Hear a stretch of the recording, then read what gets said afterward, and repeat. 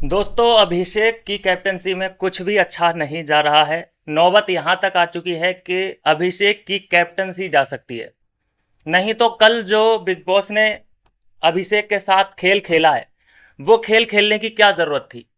ये क्यों अभिषेक से कहा गया कि भाई हमारे पास ऑलरेडी 25% तुम्हारा राशन जो है हमने वो कट कर लिया है, और अगर वो 25% तुम्हें वापस चाहिए, मतलब कि तुम्हें अगर पूरा का पूरा 100% राशन चाहिए, तो अशनूर को हम कैप्टनसी नहीं दे सकते, ना ही दावेदारी दे सकते हैं। तो इसमें ऑफर ये देने की क्या जरूरत थी?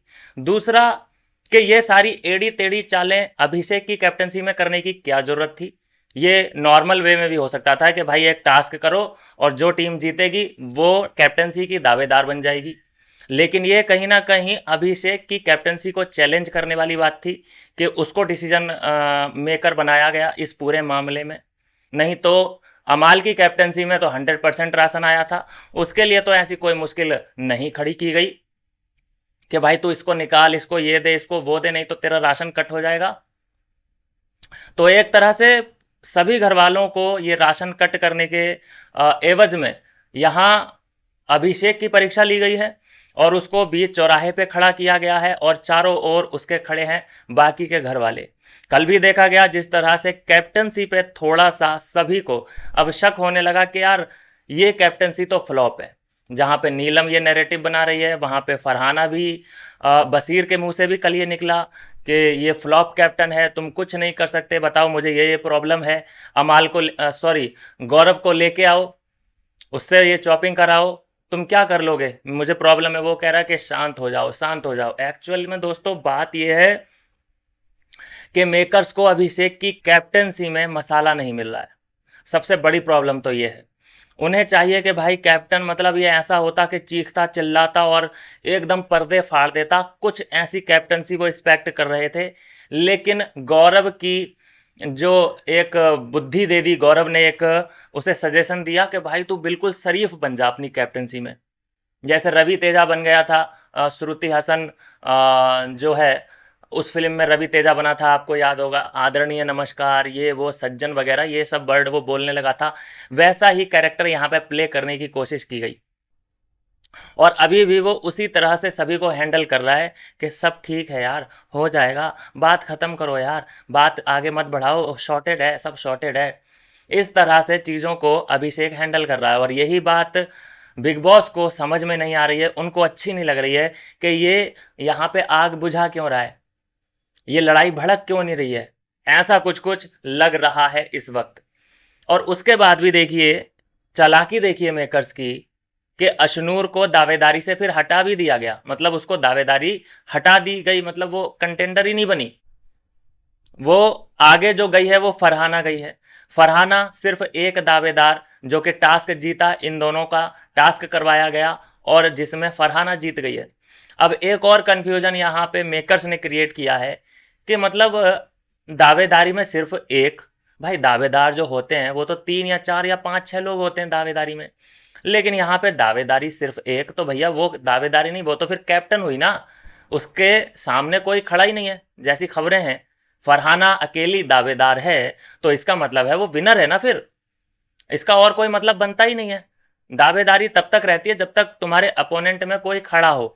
जहां पे तुम अकेले खड़े हो और सबसे आगे हो, जीत के आगे निकल गए हो, तो तुम विनर हो। लेकिन देखते हैं कि इन लोगों का क्या झोल झपाटा है, किस तरह से पूरा षड्यंत्र रचा है, किस तरह से फरहाना जीती है।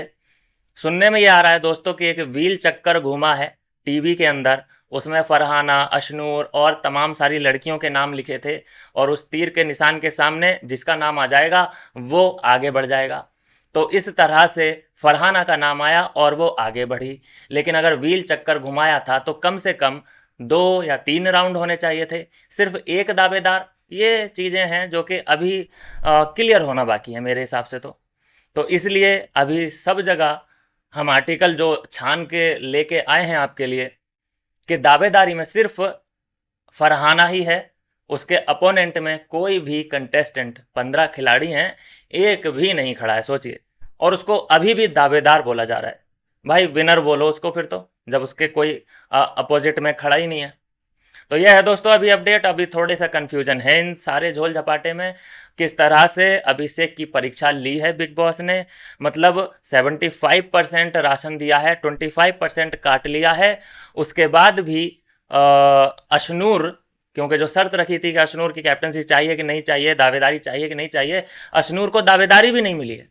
क्या राजनीति खेली है देखिए अभिषेक के साथ। अब इसमें अभिषेक को सभी लोग कटघरे में खड़े करेंगे कि भाई तूने इसके लिए 25% राशन कटवाया और ये दावेदार भी नहीं बनी।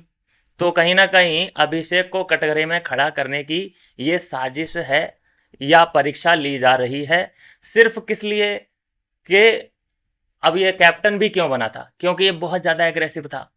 बिग बॉस को लगा कि ये कैप्टन बनने के बाद भी एग्रेसिव रहेगा, पेलेगा पालेगा, अपने दिमाग का यूज ज़्यादा नहीं करेगा। लेकिन ऐसा बिल्कुल नहीं हुआ, इसके अपोजिट हुआ। उसने दिमाग से काम लिया, लड़ाइयाँ जितनी हो रही थी सब शांत करा दी, जिससे बिग बॉस की जल गई होगी, मेकर्स की जल गई होगी कि अरे यार ये क्या है, खोदा पहाड़ निकला ठंडा पानी। तो ये चीज़ें हैं दोस्तों, जो इन्हें कंटेंट देगा वो जीवित रहेगा शो में। फरहाना अभी तक कैसे आगे बढ़ती जा रही है और हम देख रहे हैं कि उसकी रैंक बढ़ती जा रही है। कहाँ से उसने 0 से स्टार्ट किया था जब उसको निकाल दिया गया था, लेकिन जब मेकर्स ने देखा कि अरे ये गालियाँ भी दे सकती है, ये थोड़ा सा लव एंगल भी बशीर के साथ चला रही है, ये किसी से भी झेपती नहीं है, मोटे मोटे शिकार ये कर रही है, तो देखो उसकी तरक्की कैसे होती गई।